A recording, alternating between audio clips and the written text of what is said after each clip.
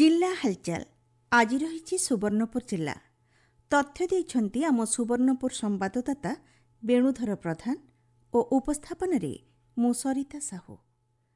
ओडिशा सरकार एक वर्ष पूर्ति तथा राज्य सरकार विभिन्न योजनार सफलतार विकास फर्द को नहीं मुख्यमंत्री मोहन चरण माझी प्रथम सुवर्णपुर गस्तरे जाई 56टी प्रकल्पर उद्घाटन सह प्राय 323 कोटी ऊर्ध्व व्ययबरादरे जिल्लार अनेक उन्नयन प्रकल्पर शिलान्यास करिसेंति। सुवर्णपुर सदर महकुमा स्थित रामेश्वर स्टाडियम ठारे आयोजित साधारण सभारे मुख्यमंत्री सुवर्णपुर माटीर सांस्कृतिक अस्मितार अवतारणा सह राज्य सरकार एक वर्ष पूर्ति और विकासर उपलब्धि और विकसित ओडिशार संकल्प उपरे वक्तव्य देथिले।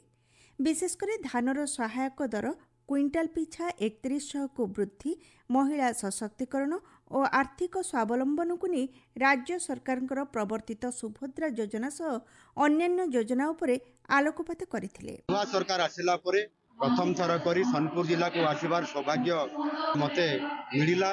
सोनपुर जिलावासी सहित तांकर सुख दुखरे साथी हेबा पाई सुवर्णपुर जिला पाई 323 कोटी ऊर्ध्व टंकार 56टी विभिन्न जनकल्याणकारी प्रकल्पर भित्तिप्रस्तर स्थापन एवं उद्घाटन करागला। आगामी दिन में जलसेचन कथा कहतु, रास्ता कथा कहतु, आपंकर शिक्षा क्षेत्र में स्कूल रो विकास कथा कहतु, स्वास्थ्य क्षेत्र में विभिन्न प्रकार जो आयुष्मान आरोग्य मंदिर जोटा कि सब सेंटर कहते, सीएससी पीएससी कथा कहते, डाक्तर कथा, पारामेडिकल स्टाफ कथा, ये समस्त कथा को आम सरकार बहुत गुरुत्व दौरान। राज्य सरकार एक वर्ष पूर्ति अवसर में वर्ष एक उपलब्धि अनेक को नहीं राज्य ग्राम्य उन्नयन पंचायतीराज और पानीय जल मंत्री रविनारायण नायक सुवर्णपुर ठारे एक सांबादिक सम्मेलन को संबोधित करिसेंति।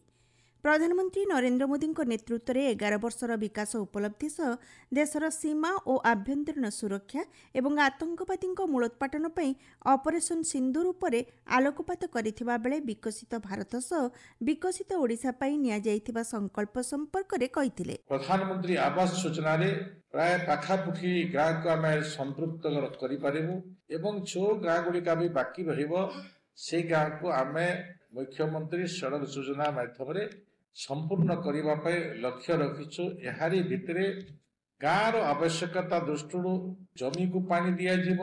अर्थनीति क्षेत्र में विश्व में आम चतुर्थ नंबर अर्थनीति पदार्पण करिछु। सामरिक क्षेत्र में वर्तमान तृतीय सामरिक शक्ति आम प्रतीयमान हिछु।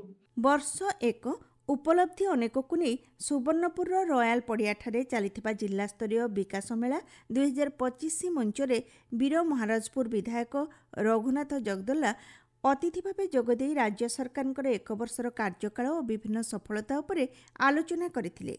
राज्य सरकार 21टी प्रतिश्रुति मध्यरु गोटी वर्ष रे प्राय 11टी योजनार सफल रूपायन होइतिबा से कहिथिले। हमर 21टा संकल्प रु 11टा संकल्प पूर्ति करा हिचे, जेंद्रे कि चासी मान को 3100 टंका क्विंटाल जो धान आ महिला मानकर सुभद्रा योजना मान को नै करी लोकंकर सरकार लोकमरकर पाकु आसी करी से योजना बाबदरे बुझौचे आ विकास मेला सा कहा होचे। मेला रे आसले आपण माने विभिन्न योजना बाबदरे जानि पारबे। सरकारी अफसर माने उपलब्ध अछन से माने जणाबे आ ऑन द स्पॉट आपण रजिस्ट्रेशन हेबे आ आपण से योजना रे अंतर्भुक्त होई पारिबे।